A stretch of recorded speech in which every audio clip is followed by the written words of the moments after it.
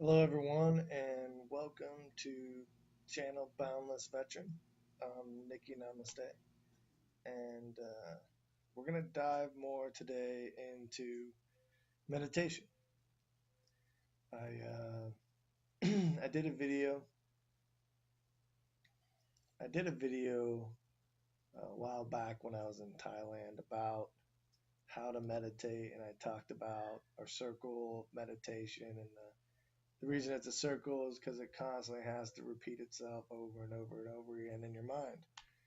Um, and one of the aspects of that video was that we're supposed to cultivate that one point of focus, right? To find ourselves in a meditative state, we want to clear all thought from our mind.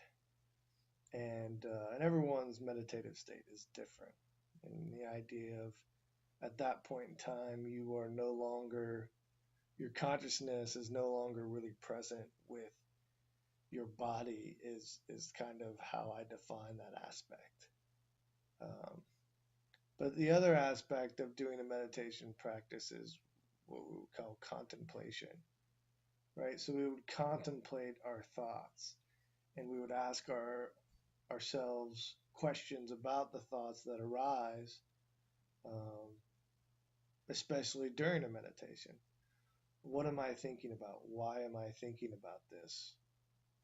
How does this make me feel? Etc., etc., etc. Just constant questions and contemplating our mind is is self exploration, right? So we're learning about ourselves. We're learning about how our minds think, so we can ultimately change the way that our minds process information.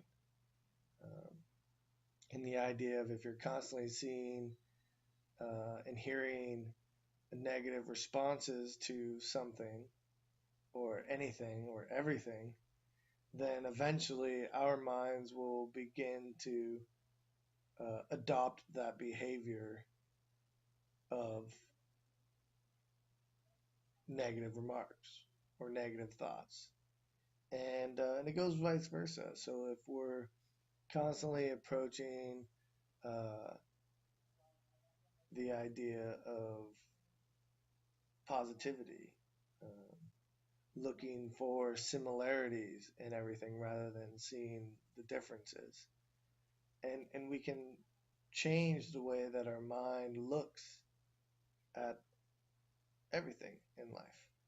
We begin to see things differently as we're able to evolve our mind into a certain processing power. So I had a very contemplation meditation this morning. And I was thinking about this one point of focus, and I was thinking about the energy and the chakra system as it moved through my body. I kind of get a felt sense of the energy as it channels up and down through my spine when I sit in meditation. And I get this, a lot of times, this tingling sensation in my lower back. And I was told once that, we hold a lot of our emotion in our lower back, and that's why a lot of us have lower back pain. Um, So moving the muscles and stretching them and doing different breathing techniques help release that. It helps release that emotion that we're holding in that space. And meditation is no different because we're focusing on the breath, and and then we're cultivating a mantra, which is usually something very positive. You know, like I am loved, or Om, the universal sound, is a very common mantra. And there's many, and mantra can be anything. It can be whatever your intent for the day is, something that you're struggling with. You turn it into a present moment feeling. So if you were feeling like you wish you were loved, then you would cultivate this mantra of I am loved, right? If you were sad, you would say I am happy, right? So we begin to shift our mind to directing our thoughts to feel the way that we want them to feel. And I dove more into this, right? I dove more into this concept of energy and the way that it's flowing. And I almost took on this perspective, and I did take on this perspective of what if we, the human, the physical and spiritual uh, or soul or energetic aspect is the conduit, the connection between uh, the reality and the energy, right? What if we're like the copper in a wire, and and it can flow both ways. So imagine if we are this conduit, this copper wire, and energy flows up and down through our chakra system. It, it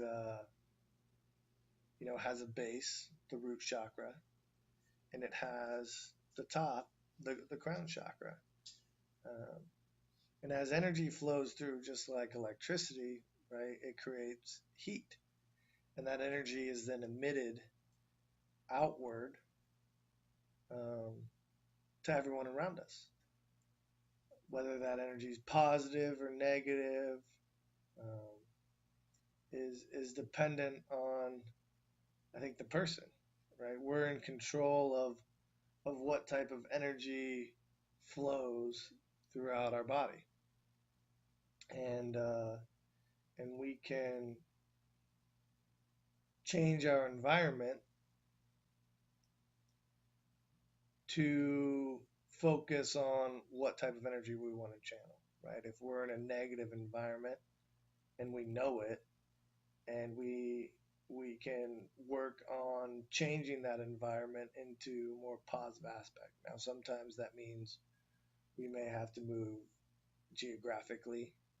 Other times it means that we may just need to control our thoughts and shift the way that our mind is thinking about our reality. And so I was sitting in my meditation and I was just thinking about all of this. And I was thinking, well, what if we're approaching meditation in the Western world, and even, I don't know a ton of Eastern uh, individuals that are practicing meditation, but um, learning from some of the ancient texts, right? The idea is to shift the focus inward and reach the crown chakra to where you can feel more connected to the divine, right? Where you can gain enlightenment. And there's many different forms of how to do this, right? There's many different ways or ideas of connecting spiritually or energetically to obtain enlightenment or feel more connected to the divine, etc., etc. Again, what if we have that a little bit wrong? What if our goal is not to focus on one end of the energy spectrum, right?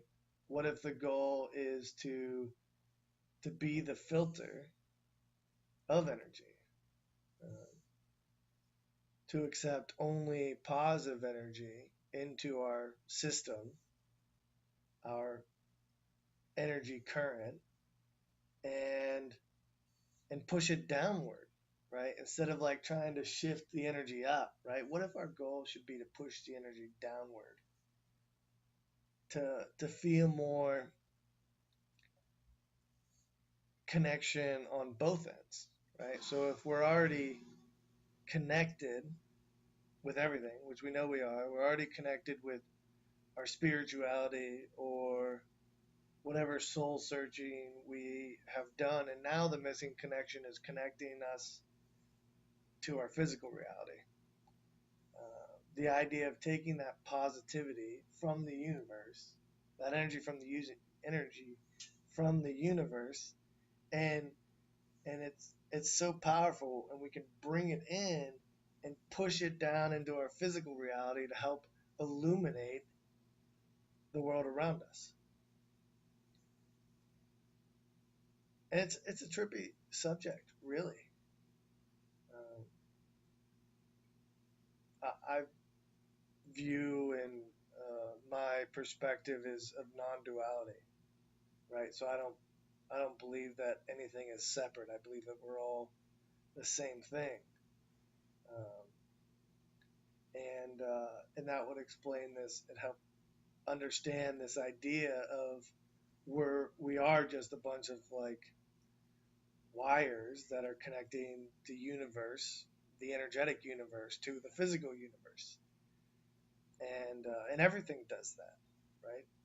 We have the consciousness ability to be able to control that, and so we get to control our connection and what energy manifests.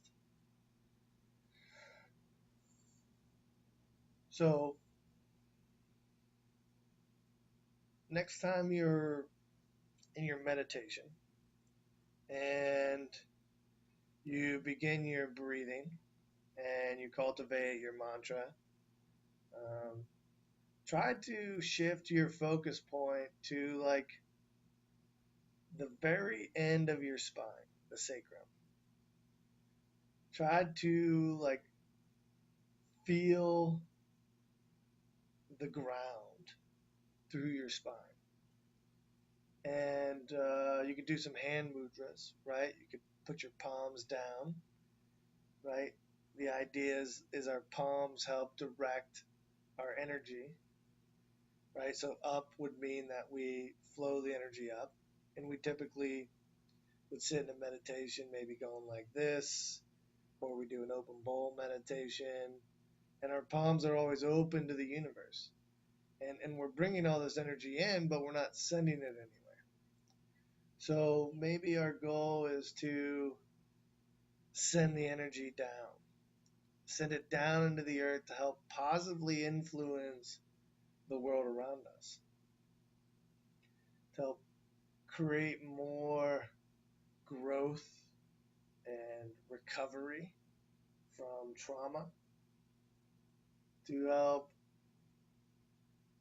fulfill that goal of being yoked, of uniting the the mind, the body, and the soul, right, all in one, right? And tell me what you think. I would be really curious to know how it changes your meditation practice and how this video may have impacted your awareness on yoga and meditation. So feel free to share your thoughts. Namaste.